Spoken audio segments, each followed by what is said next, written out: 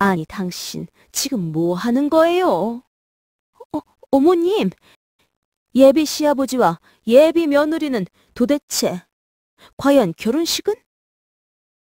영상을 시작하기 전 구독, 좋아요, 알람은 영상 제작에 큰 도움이 됩니다. 자, 이제 시작합니다. 박선희는 52년을 살면서 단 한 번도 자신의 삶이 이렇게 무너질 거라고 생각해 본 적이 없었다. 11월에 미아동은 골목마다 김장 냄새가 진동했다. 이웃집 아주머니들은 빨간 고무대야에 배추를 싣고 아이들은 골목에서 뛰어놀았다. 평범하고 따뜻한 저녁이었다. 오늘 새로 뽑은 찰송가 416장 연습했어요. 목사님이 선희 집사님 목소리 참 좋다고 칭찬하시더라고요. 선희나 혼잣말을 하며 현관문 비밀번호를 눌렀다. 32년 동안 한 번도 바꾸지 않은 번호, 아들 민준이의 생일이 현관문 비밀번호였다. 불옥불이 켜져 있었다. 또 불 끄는 걸 깜빡했네. 요즘 진수 씨 깜빡깜빡하는 게 늘었어. 선희는 속으로 웃으며 신발을 벗었다. 현관에 여자 구두 한 켤레가 있었다. 명품 브랜드 로고가 선명했다. 아, 유진이가 왔나 보네. 민준이는 야근인데. 부엌으로 향하는 복도는 불과 5m였지만 그날은 그 거리가 평소보다 멀게 느껴졌다. 부엌 문을 밀고 들어서는 순간 선희는 멈춰섰다. 온몸이 얼어붙는 것 같았다. 남편 박진수가 아들의 약혼자 최유진과 포옹하고 있었다. 진수의 손은 유진의 허리를, 유진의 얼굴은 진수의 가슴에 기리어 있었다. 인덕션 위에서는 물이 끓어넘치며 지글지글 소리를 냈지만 둘은 전혀 알아채지 못했다. 아버님, 유진의 낮은 목소리가 들렸다. 이러면 안 되는 거 알아요. 하지만 괜찮아. 진수의 목소리는 선희가 한 번도 들어본 적 없는 부드러움으로 가득 찼다. 민준이는 아직 모르잖아. 그 순간 선희의 성경책이 떨어지며 바닥을 쳤다. 둘은 성경책 떨어지는 소리에 화들짝 놀라 떨어졌다. 선희 씨! 진수의 얼굴이 창백해졌다. 언제 들어왔어? 어머님! 유진은 뒤로 물러서며 말을 더듬었다. 이게 아니라 제가... 선희는 아무 말도 할 수 없었다.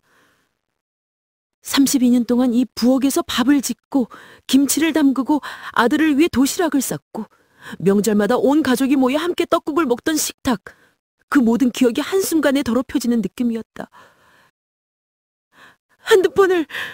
핸드폰을 두고 왔네. 선희는 겨우 한마디를 내뱉으면은 몸을 돌렸다. 현관으로 나가는 복도가 흔들렸다. 구두를 신으려다 비틀거려 벽에 손을 짚었다. 선희 씨, 잠깐만! 진수가 뒤따라 나왔지만 선희는 이미 현관문을 열고 밖으로 나갔다. 11월에 찬바람이 얼굴을 후려쳤다. 골목 어딘가에서 김장하는 아주머니들의 웃음소리가 아련히 들렸다. 평범한 세상은 계속 돌아가고 있었지만 선희의 세상은 그 순간 멈춰 있었다. 그녀는 골목을 고려 내려가 주차된 차에 올라탔다. 키를 꽂았지만 시동을 걸지 못했다. 손이 너무 떨렸다. 백밀러에 비친 성희의 얼굴이 낯설었다. 언제부터 이렇게 늙었을까? 눈가에 주름, 백발이 섞인 머리, 52년을 살면서 단 한 번도 남편을 의심해 본 적 없는 여자. 그 여자가 바보처럼 보였다. 한참이 지나 선희는 시동을 걸었다. 집으로 돌아갈 수 없었다. 대신 차는 익숙한 길을 따라 성북구 도남동으로 향했다. 언니의 선영이 운영하는 떡집으로. 언니, 내가 뭘 잘못한 걸까? 선희는 떡집 2층 작은 방에서 천장을 바라보며 물었다. 언니 손영은 동생의 손을 꼭 잡고 있었다. 아무것도 잘못한 거 없어. 진수 오빠가 잘못한 거지. 선영의 목소리는 분노로 떨렸다. 당장 민준이한테 얘기해. 결혼 취소해야지. 안 돼. 선희는 고개를 저었다. 청첩장 이미 300장 돌렸어. 예식장 계약금도 냈고 민준이가 얼마나 준비했는데. 혼주한복도 내가 직접 손바느질 했잖아. 그게 중요한 게 아니잖아. 알아. 선희의 목소리는 작았다. 하지만 확실히 알고 싶어. 정확히 뭐가 어떻게 된 건지. 그냥 한 번만 본 거였을 수도 있잖아. 자기 자신도 믿지 않는 말이었지만 선희는 그렇게라도 생각하고 싶었다. 다음 날 아침 선희는 집으로 돌아갔다. 진수는 거실 소파에서 잠들어 있었다. TV는 켜진 채였고 소주병이 탁자 위에 놓여 있었다. 선희는 조용히 방으로 들어가 옷을 갈아입었다. 진수가 눈을 떴을 때 선희는 이미 부엌에서 아침을 준비하고 있었다.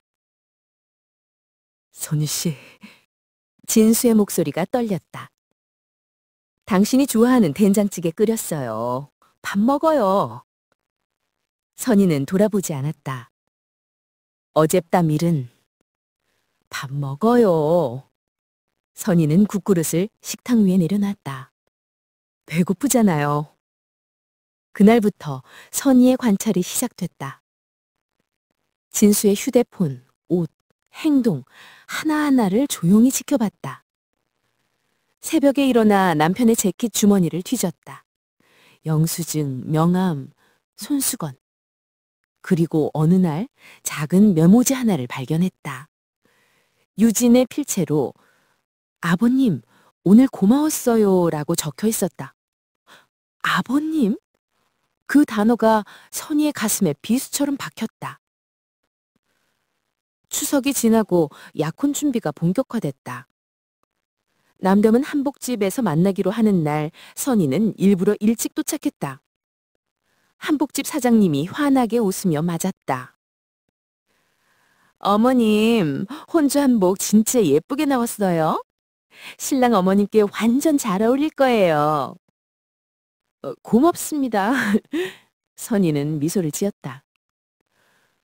며느리가 좋은 결혼했으면 좋겠어요. 새색 씨가 원래 고아였다면서요? 그래도 이렇게 좋은 집안으로 시집 오게 됐으니 복 받은 거죠. 고아? 무슨 말씀이신지? 선희는 깜짝 놀랐다. 유진이 입양하라는 사실을 처음 들었다. 민준이는 한 번도 그 얘기를 하지 않았다. 아니, 유진이 숨긴 걸까? 그때 유진이 들어왔다. 깔끔한 회색 정장 차림이었다. 어머님, 먼저 오셨네요. 응, 유진아, 근데 선희는 조심스럽게 물었다. 입양되어서 자랐다고. 유진의 얼굴이 순간 굳었다. 아, 네. 민준 오빠한테는 얘기했는데 어머님께는 말씀 안 드렸나 봐요. 부모님은 어떻게 되신 거야? 잘 모르겠어요. 어릴 때 보육원에 맡겨졌대요. 생모가 누군지, 생부가 누군지. 그녀의 목소리가 떨렸다. 평생 궁금했어요. 그 순간 진수가 들어왔다. 다들 왔네요. 유진 씨도 왔고.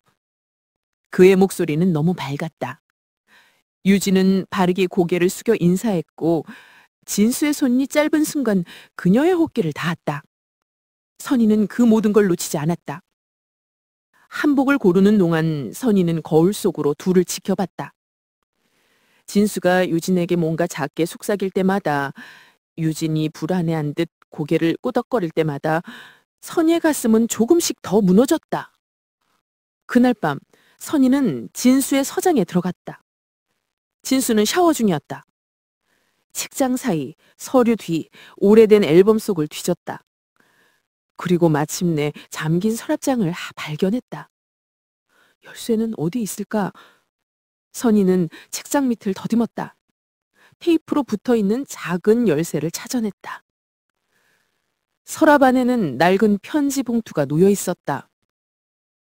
손이 떨렸지만 선희는 편지 봉투를 열었다. 사진 한 장. 젊은 여자가 아기를 안고 웃고 있었다. 뒷면에 유진 1996이라는 글씨. 그리고 편지. 진수 씨, 당신이 책임지겠다고 했잖아요. 혼자는 못 키워요. 아이가 크면 아빠를 찾을 거예요. 그때는 외면하지 말아주세요. 미선 올림. 미선? 김미선? 그 이름이 기억의 저편에서 떠올랐다. 90년대 후반 진수회사의 젊은 여직원, 회사 송년회에서 한두 번 본 얼굴. 당시 진수는 신입 직원인데 일을 잘한다고 소개했던 것으로 기억이 났다. 그리고 얼마 후 그 여자는 사라졌다. 그 후로는 아무도 그녀를 언급하지 않았다. 선희는 편지를 다시 봉투에 넣고 서랍을 닫았다.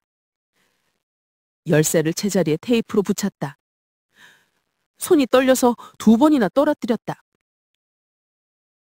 침실대로 돌아갔을 때 진수는 이미 잠들어 있었다. 선희는 그의 옆에 누웠지만 눈을 감을 수 없었다. 머릿속으로 퍼즐이 맞춰지기 시작했다. 유진은 입양아, 1996년생, 생부를 평생 찾고 싶어 했음. 그리고 어떻게 되어서 진수를 찾았고 민주를 만났다. 아니, 민준을 만난 게 우연이었을까? 아니면 처음부터 계획된 일이었을까? 다음 날 선희는 유진이 다니는 로펌을 검색했다.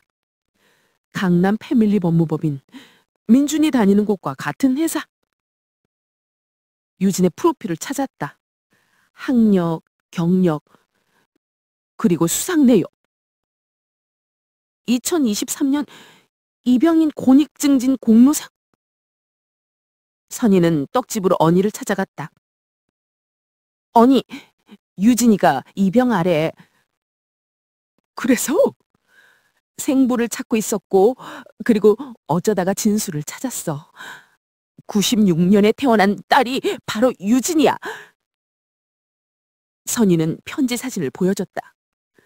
선영의 얼굴이 굳어졌다. 이런 미친. 그럼 민준이는 자기 이복 동생이랑 결혼하는 거야. 근데 유진이가 알고 있었을까?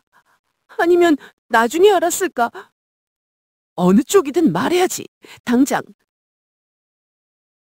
증거가 필요해. 선희는 단호하게 말했다. DNA 검사. 그래야 진수가 부인 못해. 12월 초 민준과 유진이 미리 마련한 논현동 신혼집으로 선희 부부를 초대했다. 34평 새 아파트는 깨끗하고 따뜻했다. 거실 창으로 한강이 보였다. 엄마, 이거 봐. 유진이가 엄마 레시피대로 김치 담궜어. 민주는 자랑스럽게 김치통을 보여줬다. 유진은 수줍게 웃었다. 어머님 것보단 못하지만 잘했네. 선희는 미소 지었다. 화장실 좀 써도 될까? 네, 안방 거로 쓰세요. 선희는 안방 화장실로 갔다. 세면대 위에 유진의 빗이 놓여 있었다. 선희는 재빨리 휴지를 꺼내 머리카락 몇 가닥을 조심스럽게 감쌌다. 손이 떨렸다. 이게 맞는 걸까? 며느리 머리카락을 훔치다니. 하지만 진실을 위해서는 어쩔 수 없었다. 집으로 돌아오는 차 안에서 진수가 말했다. 민준이 정말 행복해 보이더라. 그러게요. 선희는 창밖을 보며 대답했다. 핸드백 안에는 유진의 머리카락이 들어있었다. 그날 밤 선희는 진수의 빗에서도 머리카락을 뽑았다. 그리고 조용히 검사 신청서를 작성했다. 12월 17일 오전 우편함에 등기 우편이 도착했다. 서울대학교 병원 유전자 검사센터. 선희의 심장이 쿵 내려앉았다. 진수는 아침 산책을 나간 상태였다. 부엌 식탁에 앉아 봉투를 뜯었다. 손이 너무 떨려서 종이가 찢어질 뻔했다. 검사 결과지를 펼쳤다. 피검사자 A 박진수와 피검사자 B 최유진의 친자관계 확률 99.98%. 글자들이 흐릿하게 보였다. 선희는 눈을 감았다. 세상이 빙빙 돌았다. 32년 결혼 생활, 아들을 낳고 키우고 대학 보내고 변호사 만들고 그 모든 시간이 이 한 장의 종이로 무너졌다. 선희 씨, 현관문이 열리는 소리. 진수가 돌아왔다. 선희는 재빨리 결과지를 접어 앞치마 주머니에 넣었다. 응. 진수가 부엌으로 들어왔다. 뭐해? 아침 준비. 선희는 등을 돌린 채 냉장고를 열었다. 계란말이 해줄까? 좋지! 그날 하루 종일 선희는 결과지를 품에 안고 다녔다. 장을 보러 갈 때도 교회 봉사활동을 할 때도 그 종이는 앞치마 주머니 깊숙이 숨겨져 있었다. 밤이 되어 진수가 잠들자 선희는 거실로 나와 소파에 앉았다. 결과지를 다시 펼쳤다. 99.98%. 의심할 여지가 없었다. 유진은 진수의 딸이었다. 그리고 민주는 자기 이복 동생과 결혼하려고 했었다. 생물학적으로 근친혼이었다. 법적으로는 몰라도 도덕적으로 인간적으로 용납될 수 없는 일이었다. 선희는 휴대폰을 꺼내 민준의 번호를 눌렀다. 하지만 통화 버튼을 누르기 직전 멈췄다. 지금 전화하면 밤 11시에 아들을 깨워서 네 약혼자는 네 이복 누나야 라고 말하면 민준의 세상이 무너질 것이다. 결혼식은 이틀 후였다. 다음 날 아침 선희는 언니네 떡집으로 갔다. 결과지를 보여줬다. 이제 됐어. 선영이 단호하게 말했다. 오늘 당장 민준이한테 전화해. 결혼 취소시켜야지. 결혼식이 내일인데. 그래서 더 빨리 말해야지. 결혼하면 더 큰일 나잖아. 언니. 선희는 눈에 눈물이 고였다. 민준이가 너무 행복해해. 이 결혼을 1년 넘게 준비했어. 신혼집 계약하고 가구 들여놓고 신혼여행 예약하고 내가 그 모든 걸 하루 만에 무너뜨려야 돼? 그게 네 잘못이야? 진수 오빠 잘못이지. 알아. 하지만 선희는 고개를 떨어뜨렸다. 엄마잖아. 내가 아들 심장에 칼을 꽂아야 돼. 그날 밤 선희는 진수와 마주 앉았다. 결과지를 식탁에 탁 던졌다. 읽어봐요. 진수는 종이를 집어들었다. 몇 초 후 그의 얼굴이 하얗게 질렀다. 이건 유진이가 당신 딸이에요. 96년에 낳은 딸. 선희 씨, 나도 최근에 알았어. 유진이가 날 찾아왔을 때.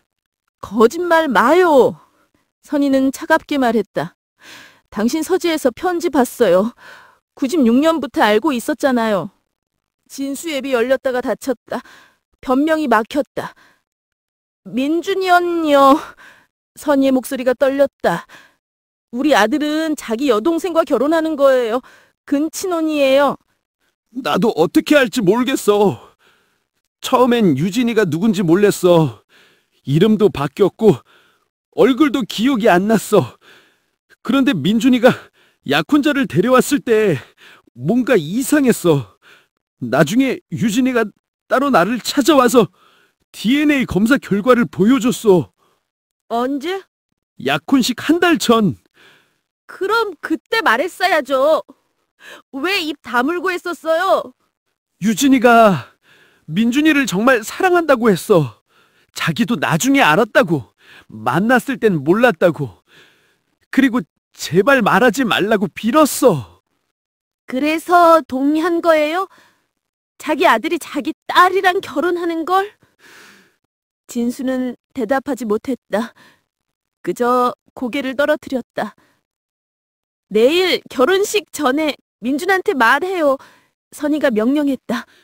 안 돼. 민준이가 무너질 거야. 이미 당신이 무너뜨렸어요. 나는 그냥 진실을 말하는 거예요.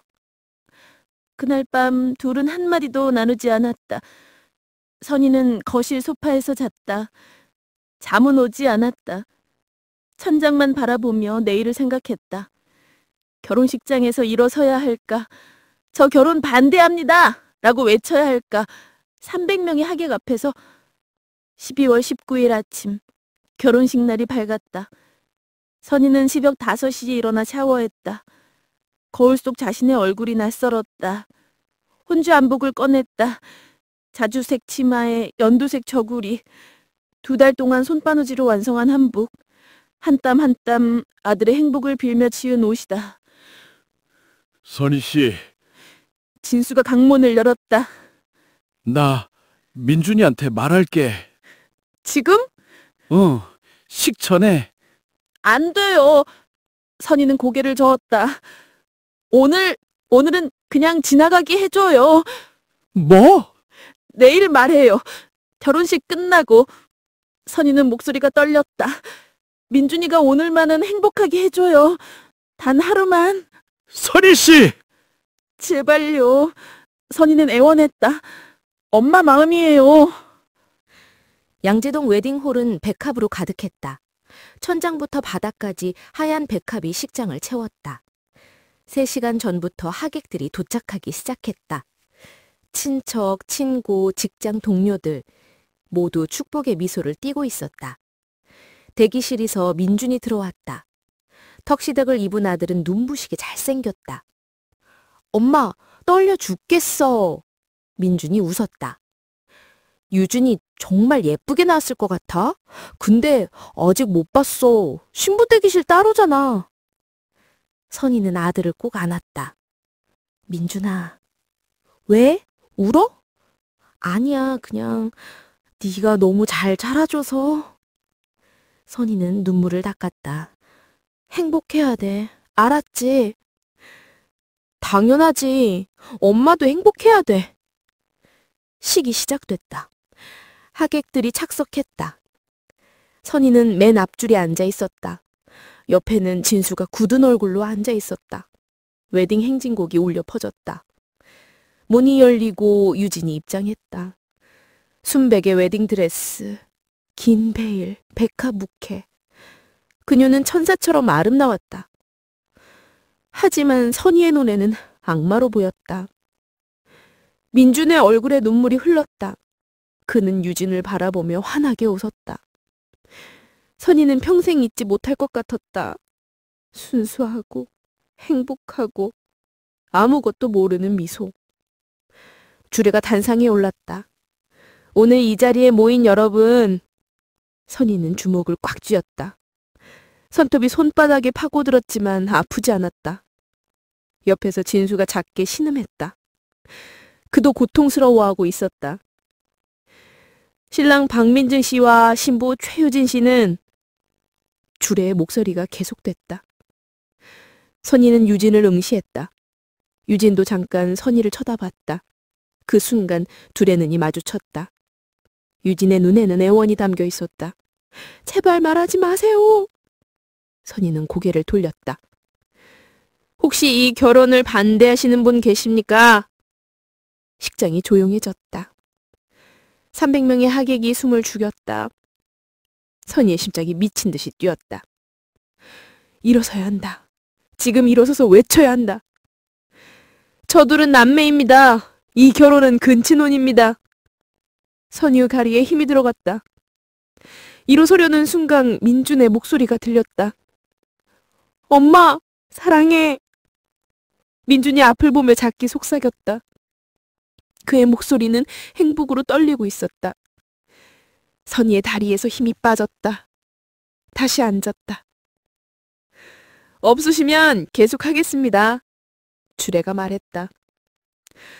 선희는 입술을 깨물었다. 입안에서 피맛이 났다. 언니 선영이 뒷좌석에서 선희 어깨를 꽉 잡았다. 참아. 언니의 손이 말하고 있었다. 그럼 신랑 신부는 서약을 하시겠습니다. 민준과 유진이 서로를 바라보며 서약했다. 건강할 때나 아플 때나 기쁠 때나 슬플 때나 그들의 목소리는 맑고 진실되게 들렸다. 선희는 눈을 감았다. 눈물이 흘러내렸다. 이제 반지를 교환하시겠습니다. 반짝이는 금반지가 손가락에 끼워졌다. 두 사람은 웃으며 서로를 바라보았다. 신랑은 신부에게 입맞춤 하셔도 됩니다. 민준이 유진의 베일을 들어올렸다. 그리고 키스했다. 하객들이 박수를 쳤다. 환호성이 쳐져나왔다. 선희는 박수를 칠 수 없었다. 손이 움직이지 않았다. 시계 끝나고 피로연이 시작됐다. 하객들이 음식을 먹으며 축하 인사를 건넸다. 선희는 로비에 서서 기계적으로 인사를 받았다. 축하합니다, 어머님. 며느리 정말 예쁘네요. 감사합니다. 신랑이 참 잘생겼어요. 어머님 닮아서. 네, 감사합니다. 같은 말을 100번도 넘게 했다.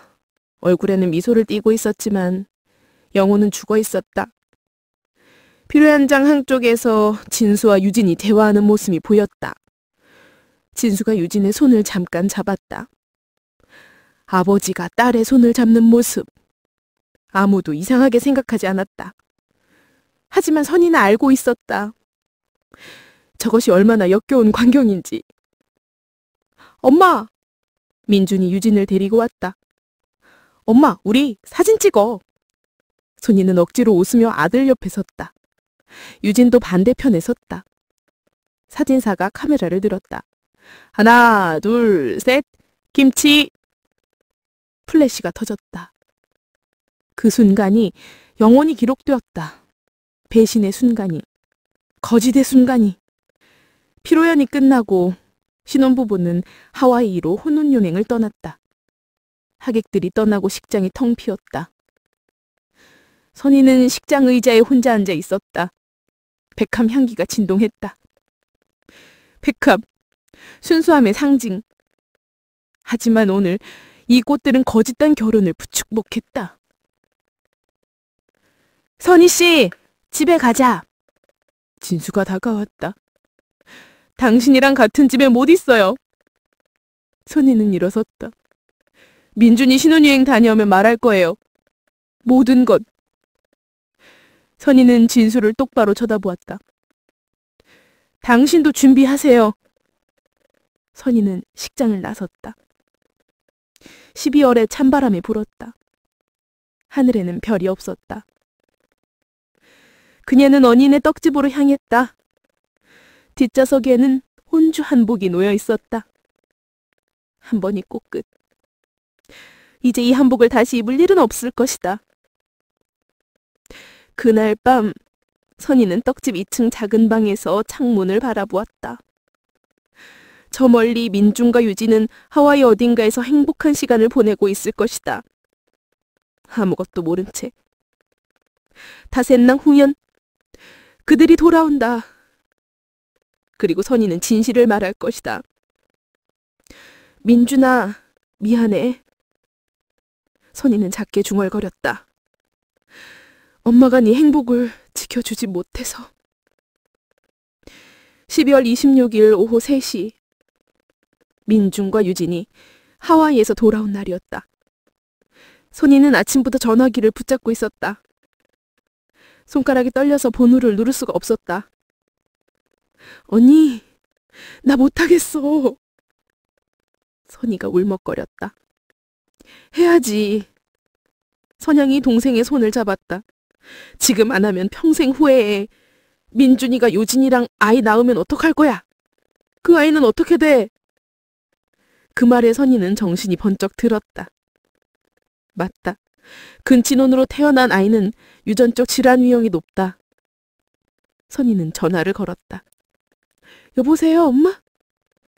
민준의 목소리는 행복으로 가득했다. 하와이 정말 좋았어. 유진이랑 와이키키 해변도 걸었어. 민준아, 엄마가 할 말이 있어. 선희의 목소리가 떨렸다. 지금 집에 있니? 응, 논현동집. 왜? 무슨 일 있어?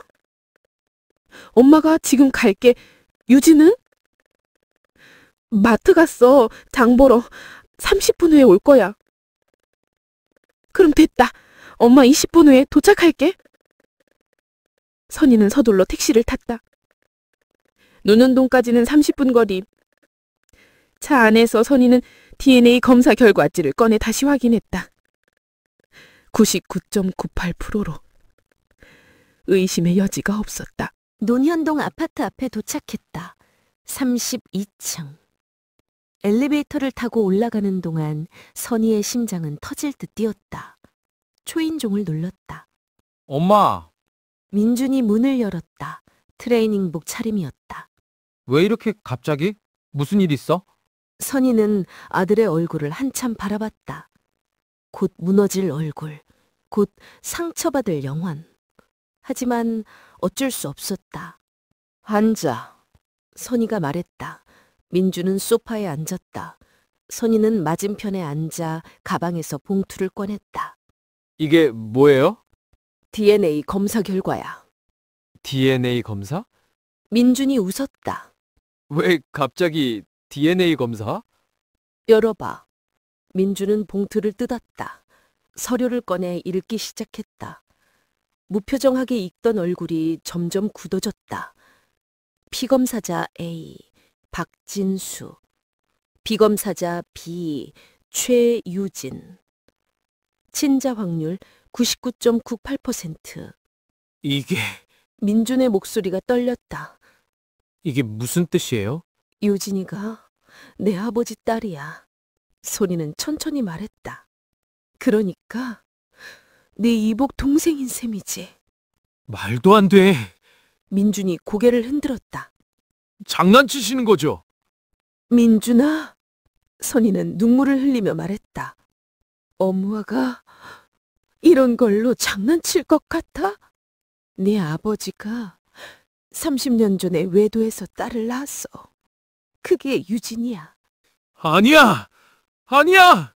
민준이 소리쳤다. 서류를 바닥에 던졌다. 이건 거짓말이야. 유진이는 고아라고 했어. 부부가 누군지 모른다고. 찾았어. 네 아버지를. 그리고 널 만났지. 선희는 조용히 말했다. 우연일 수도 있어. 하지만 결과는 같아. 너는 내 이복 동생하고 결혼한 거야. 민주는 머리를 감싸 쥐었다. 안 돼, 안 돼, 안 돼! 그는 계속 중얼거렸다. 유준이는 알고 있었어. 결혼 전에. 뭐라고요? 민준이 고개를 들었다. 눈이 충혈되어 있었다. 유진이가 알았다고요? 네 아버지한테 DNA 검사 결과를 보여줬대. 약혼식 큰 달 전에. 그럼 유진이는 민준의 목소리가 갈라졌다. 나한테 거짓말한 거네요. 몇 달 동안. 그때 현관문이 열렸다. 오빠, 다녀왔어. 장 진짜 무거워. 유진의 목소리가 멈췄다. 그녀는 거실의 분위기를 읽었다. 민준의 무너진 얼굴, 선희의 눈물, 바닥에 떨어진 서류. 어머님, 유진의 얼굴이 창백해졌다. 장바구니가 손에서 떨어졌다.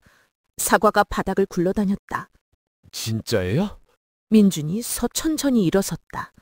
엄마 말이 진짜예요? 유진은 입술을 떨며 고개를 끄덕였다. 눈물이 주르륵 흘러내렸다. 언제부터 알았어요?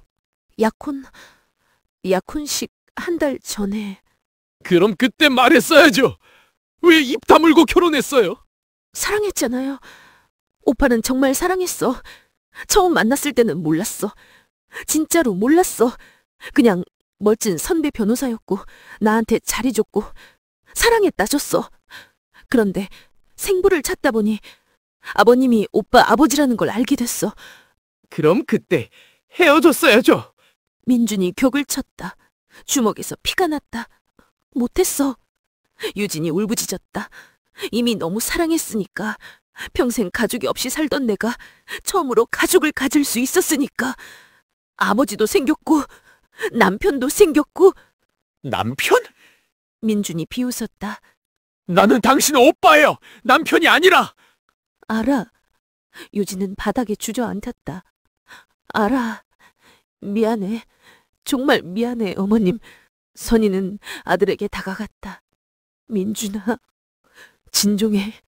진정하라고요? 민준이 돌아섰다. 엄마, 나 지금 어떡해요? 내 견운이 가짜였어요. 내 아내가 내 동생이었어요. 난 그는 더 이상 말을 잇지 못하고 소파에 무너져 내렸다. 선희는 아들을 안았다. 민주는 엄마 품에서 어린아이처럼 울었다. 32살 어른이 아니라 5살 아이처럼. 유진은 바닥에 앉은 채 계속 울고 있었다. 죄송해요. 정말 죄송해요, 어머님. 선희는 유진을 바라봤다. 분노도 있었지만 동시에 연민도 있었다. 평생 가족이 그리웠던 이 여자. 결국 가족을 찾았지만 그것이 독이 되어버린 여자. 짐 싸요. 오늘 이 집 나가세요. 어머님, 내 아들 더 이상 상처 주지 마요. 가요. 유진은 천천히 일어섰다.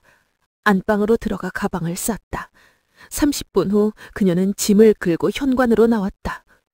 민주는 여전히 소파에 앉아 멍하니 벽을 바라보고 있었다. 오빠, 유진이 작게 불렀다. 마지막으로 한마디만. 나가요. 민주는 돌아보지 않았다. 다시는 보고 싶지 않아요. 유진은 더 이상 말하지 못하고 문을 닫았다. 그녀의 걸음소리가 복도에서 멀어졌다. 엘리베이터 문이 닫히는 소리. 그리고 침묵. 엄마, 민준이 떨리는 목소리로 말했다. 아빠는? 미아동 집에 있을 거야. 가요. 지금 당장. 민주는 일어섰다. 그의 눈에는 분노가 타오르고 있었다. 두 사람은 택시를 타고 미아동으로 향했다. 30분의 침묵. 차창 밖으로 크리스마스 트리 불빛이 스쳐 지나갔다. 세상은 축제 분위기였지만 그들의 세계는 무너지고 있었다. 미아동 집 앞에 도착했다. 민주는 현관문을 벌컥 열었다. 진수는 거실 소파에 앉아 TV를 보고 있었다. 민준을 보자 얼굴이 굳어졌다. 민준아, 입 닥쳐요. 민준의 목소리는 얼음장처럼 차가웠다. 한마디만 물어볼게요. 진짜예요? 유진이가 아버지 딸이에요? 진수는 고개를 숙였다. 대답 대신 침묵이 흘렀다. 그것이 답이었다. 약혼식 한 달 전에 알았다면서요. 민준이 한 걸음 다가섰다. 왜 말 안 했어요? 미안하다. 진수는 목소리가 떨렸다. 미안하다고요? 민준이 비웃었다. 그게 끝이에요? 내 인생 망쳐놓고 미안하다고! 너를 지키고 싶었어. 상처 주고 싶지 않았어. 지키고 싶다고요? 민준이 소리쳤다. 나를? 진짜요? 아니면 아버지 자신을 지키고 싶었던 거 아니에요? 30년 전 외도가 들킬까봐, 체면 깎일까봐? 진수는 대답하지 못했다. 아버지는 저한테 죽은 사람이에요. 민준은 천천히 말했다. 오늘부터 저한테 아버지 없어요. 다신 연락하지 마세요. 전화도 문자도 저도 안 할게요. 민준아, 제발. 진수가 일어나 아들에게 다가가려 했지만 민준은 뒤로 물러섰다. 손대지 마세요. 민준에서 눈물이 흘렀다. 역겨워요. 아버지 보는 것도 만지는 것도. 민준은 돌아서서 집을 나갔다. 선희도 진수를 한 번 쳐다본 후 아들을 따라 나갔다. 거리에서 민준은 주저앉아 울었다. 지나가는 사람들이 쳐다봤지만 상관없었다. 그는 아무도 없는 것처럼 세상이 끝난 것처럼 울었다. 선희는 아들 옆에 앉아 등을 쓸어줬다. 아무 말도 하지 않았다. 그저 함께 있어줬다. 때로는 말보다 침묵이 더 큰 위로가 된다. 그날 밤 민주는 엄마와 함께 떡집에 갔다. 언니 선영이 따뜻한 미역국을 끓여주었다. 민주는 한 숟가락도 먹지 못했다. 그저 방구석에 앉아 벽만 바라봤다. 민준아, 조금이라도 먹어. 선희가 권했다. 엄마, 나 이제 어떻게 살아요? 사람들이 알면 어떡해요? 회사 사람들, 친구들 모두 내가 동생이랑 결혼한 이상한 놈이라고 생각할 거예요. 아무도 모를 거야. 선희가 말했다. 조용히 이혼하면 돼. 이혼? 결혼한 지 3일 만에 이혼. 신혼여행 갔다 온 지 하루 만에 이혼. 그게 최선이야. 민주는 더 이상 말하지 않았다. 그는 그날 밤 잠들지 못했다. 천장만 바라보며 지난 1년을 돌이켰다. 유진과의 첫 만남, 첫 데이트, 프로포즈, 약혼식, 결혼식, 그 모든 것이 거짓이었다. 아니, 거짓은 아니었다. 사랑은 진짜였을 것이다. 하지만 그 사랑이 허락되지 않는 사랑이었다. 다음 날 아침 민주는 회사에 사직서를 제출했다. 같은 공간에서 유진과 마주칠 수 없었다. 그리고 논용동 집을 내놓았다. 신혼여행 돌아오자마자 신혼집을 파는 남자. 부동산 중개인이 물었다. 혹시 무슨 문제라도? 이사 가려고요. 민주는 짧게 대답했다. 빨리 처분해 주세요. 그는 모든 것을 정리하고 강원도 청평으로 떠났다. 언니네 펜션에서 한동안 지내기로 했다. 사람들로부터, 기영으로부터 도망치고 싶었다. 선희는 아들이 떠나는 것을 바라보며 눈물을 흘렸다. 무너진 아들, 상처받은 영혼, 그리고 그것을 지켜주지 못한 엄마. 네 잘못이야. 선희는 언니에게 말했다. 내가 더 빨리 알았어야 했어. 결혼 전에 막았어야 했어. 네 잘못이 아니야. 선영이 동생을 안았다. 진수 오빠 잘못이지. 하지만 민준이는 회복할 수 있을까? 이 상처에서. 시간이 필요해. 그리고 네가 옆에 있어줘야지. 선희는 고개를 끄덕였다. 그녀도 상처받았다. 32년 결혼 생활이 무너졌다. 하지만 지금 중요한 건 아들이었다. 아들이 다시 일어설 수 있도록 도와줘야 했다. 그것이 엄마의 일이었으니까. 2025년 3월, 겨울이 지나고 봄이 왔다. 하지만 선희의 마음에는 아직 겨울이 남아 있었다. 민주는 여전히 청평에 있었다. 한 달에 한 번씩 서울에 내려와 엄마를 만났지만 예전의 밝은 모습은 찾을 수 없었다. 그는 말수가 줄었고 웃음도 사라졌다. 유진은 부산으로 내려갔다는 소식을 들었다. 서울의 로펌을 그만두고 부산의 작은 법률사무소에 취직했다고. 이혼 서류는 조용히 처리됐다. 법적으로 결혼 3개월 만에 이혼. 사유는 성격 차이. 진실은 아무도 몰랐다. 진수는 미아동 집을 팔고 경기도 어딘가로 떠났다. 선희에게 이혼 서류를 보냈고 선희는 서명했다. 32년 결혼이 한 장의 서류로 끝났다. 어느 토요일 오후 도남동 떡집에 택배가 도착했다. 보내는 사람 박진수. 선희는 박스를 열었다. 안에는 편지 한 통과 오래된 앨범이 들어있었다. 편지를 펼쳤다. 선희에게 이 편지가 마지막이 될 것 같습니다. 나는 지금 원주 시골에 작은 집을 얻어 살고 있어요. 혼자 살기에 딱 좋은 크기입니다. 32년. 우리가 함께한 시간이 그만큼이었죠. 그중 진실했던 시간이 얼마나 될까 생각해봤습니다. 처음 20년은 진실했던 것 같아요. 당신을 정말 사랑했고 민준이를 낳고 키우면서 행복했습니다. 하지만 미선과의 일을 숨기면서부터 모든 게 틀어졌어요. 변명하려는 게 아닙니다. 다만 당신이 알아줬으면 하는 게 있어요. 유진이를 만났을 때 정말로 몰랐습니다. 이름도 바뀌었고 얼굴도 기억나지 않았어요. 하지만 그녀가 DNA 검사 결과를 보여줬을 때 멈춰야 했죠. 민준이와의 결혼을 막았어야 했습니다. 왜 막지 않았을까? 매일 자책합니다. 두려웠던 것 같아요. 과거가 드러날까봐, 당신이 떠날까봐, 민준이가 나를 미워할까봐.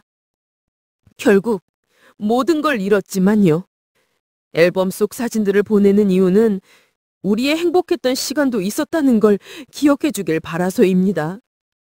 민준이 돌잔치 사진, 제주도 가족 여행 사진, 민준이 초등학교 입학식 사진, 그때는 진심이었어요. 당신의 용서를 바라진 않습니다. 다만 민준이가 언젠가 회복하길, 당신이 평화를 찾길 바랍니다. 미안합니다. 그리고 고마웠습니다. 진수. 선희는 편지를 천천히 접었다. 눈물이 나지 않았다. 분노도 일지 않았다. 그저 텅 빈 느낌. 32년의 무게가 한 장의 서류로 정리되는 허무함. 앨범을 넘겼다. 정말로 행복했던 순간들이 담겨 있었다. 민준이의 돌잔치, 뒤뚱뒤뚱 걷던 모습, 자전거를 처음 타는 날, 중학교 졸업식. 그때의 진수는 정말 좋은 아버지였다. 그때의 선희는 정말 행복한 아내였다. 언니의 선희는 선영을 불렀다. 과거의 좋은 기억들도 거짓이 되는 걸까? 선영은 동생 옆에 앉아 앨범을 함께 봤다. 아니, 그땐 진짜였어. 거짓말이 시작되기 전까지는. 그럼 이 기억들은 간직해도 되는 걸까? 당연하지. 그게 네 인생이잖아. 나쁜 부분만 기억하면 너무 슬프잖아. 선희는 고개를 끄덕였다. 그녀는 앨범을 닫고 절함에 넣었다. 버리지는 않았다. 언젠가 민준이가 보고 싶어 할 수도 있으니까. 아버지에 대한 좋은 기억도 필요할 테니까. 그날 저녁 민준이 전화했다. 엄마, 오늘 서울 갈게. 정말? 무슨 일이야? 그냥 엄마 보고 싶어서. 다음 날 오후 민준이 떡집에 나타났다. 3개월 만에 본 아들은 조금 야유웠지만 눈빛은 예전보다 살아있었다. 엄마, 산책 갈래? 어디로? 북한산 둘레길, 벚꽃 폈을 것 같아. 두 사람은 버스를 타고 북한산으로 향했다. 4월 초의 날씨는 따뜻했다. 둘레길에는 벚꽃이 만개해 있었다. 바람이 불 때마다 꽃잎이 눈처럼 흩날렸다. 한참을 걷다가 벤치에 앉았다. 멀리 서울 시내가 보였다. 선희는 아들의 옆모습을 바라봤다. 더 이상 소년이 아니었다. 고통을 겪고 자란 어른이었다. 엄마, 나 요즘 생각 많이 했어. 무슨 생각? 처음에는 내 인생이 끝났다고 생각했어. 동생과 결혼했다는 사실이 너무 끔찍해서 밤마다 악몽 꿨어. 사람들이 나를 손가락질하는 꿈. 선희는 아들의 손을 잡았다. 그런데 청평에서 혼자 지내면서 깨달은 게 있어. 나는 피해자라는 거, 내 잘못이 아니라는 거. 아빠가 잘못한 거고 유진이가 잘못한 거지. 나는 그냥 사랑했을 뿐이야. 맞아. 선희가 조용히 말했대. 엄마도 피해자야. 32년 동안 속았잖아. 그런데 엄마는 아직도 강해 보여. 어떻게 그럴 수 있어? 선희는 잠시 생각했다. 강한 게 아니야. 그냥 선택한 거지. 무너지는 것과 일어서는 것 중에 일어서는 걸 선택했어. 너 때문에. 민준의 눈에 눈물이 고였다. 미안해, 엄마. 내 때문에 이혼까지 했잖아. 아니야. 선희는 고개를 저었다. 나를 위한 선택이었어. 거짓말쟁이랑 더 이상 살 수 없었어. 너는 내가 일어서는 이유였지, 무너지는 이유가 아니었어.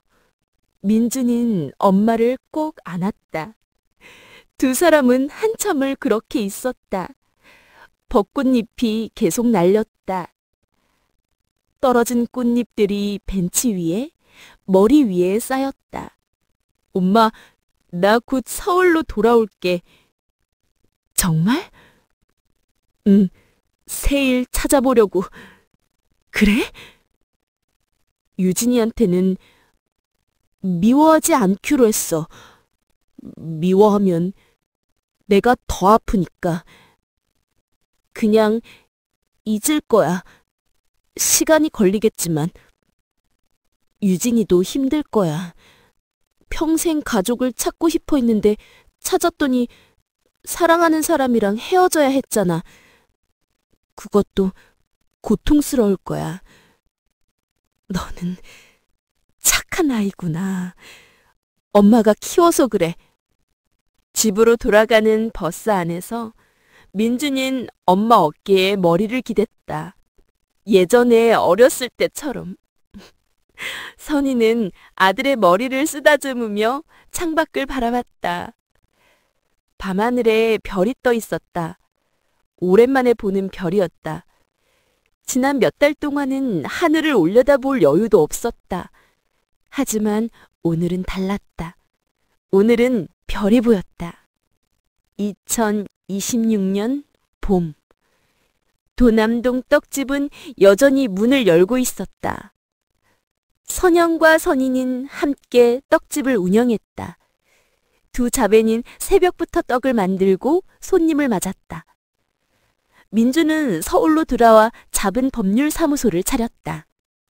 선민 법률사무소.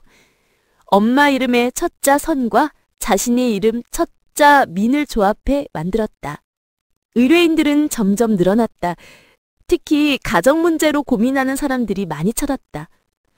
민주는 그들의 이야기를 들어주고 진심으로 도와줬다. 자신도 고통을 겪었으니까 다른 사람의 고통을 이해할 수 있었다. 진수는 원주에서 혼자 살고 있었다. 가끔 선희에게 문자를 보냈다. 민준이 잘 지내고 있나요? 선희는 답장하지 않았다. 하지만 차단하지도 않았다. 그저 읽고 지웠다. 미워하지도 않고 용서하지도 않았다. 그냥 무관심. 그게 선희가 선택한 방식이었다. 유진에 대한 소식도 가끔 들렸다. 부산에서 입양아도 법률지원센터에서 일하고 있다고 한다. 자신과 같은 처지의 아이들을 돕고 있다고. 민주는 그 소식을 듣고 조용히 미소 지었다. 잘 됐네. 유진이도 자기 길을 찾은 거야. 어느 일요일 아침, 어느 일요일 오후, 민준이 떡집에 들렸다. 엄마, 나 소개팅 나가기로 했어. 정말? 응, 대학 동창이 소개시켜준대. 초등학교 선생님이래. 좋겠다. 엄마 덕분이야. 엄마가 다시 일어서는 거 보면서 나도 용기 얻었어. 바보야. 너가 더 대단해. 민주는 떡 한 봉지를 사서 나갔다. 선희는 아들의 뒷모습을 바라갔다. 당당한 걸음걸이, 펴진 어깨, 살아있는 눈빛. 우리는 이겨냈어. 선희는 생각했다. 그 저녁 선희는 혼자 북한산 둘레길을 다시 찾았다. 벚꽃은 이미 지고 없었다. 대신 실록이 가득했다. 초록빛 생명력이 넘쳤다. 벤치에 앉아 일기장을 꺼냈다. 요즘 선희는 매일 일기를 썼다. 치유의 과정이었다. 2026년 4월 15일. 오늘 민준이가 소개팅 나간다고 했다. 내 아들이 다시 사랑할 준비가 됐다니 기쁘면서도 걱정된다. 또 상처받을까 봐. 하지만 그게 인생이다. 상처받을 위험을 감수하고 사랑하는 것. 나도 요즘 교회 성가대에 다시 나가기 시작했다. 2년 만이다.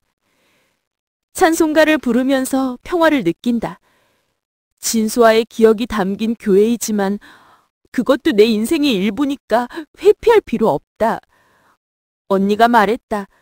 너 많이 밝아졌다. 맞다. 나는 밝아졌다. 무거운 짐을 내려놓았으니까. 32년간 거짓의 위에 세운 결혼의 무게를. 이제는 가볍다. 가끔 생각한다. 만약 처음부터 다시 시작할 수 있다면. 진수를 만나지 않았다면. 그럼 민준이도 없었을 것이다. 그래서 후회하지 않는다.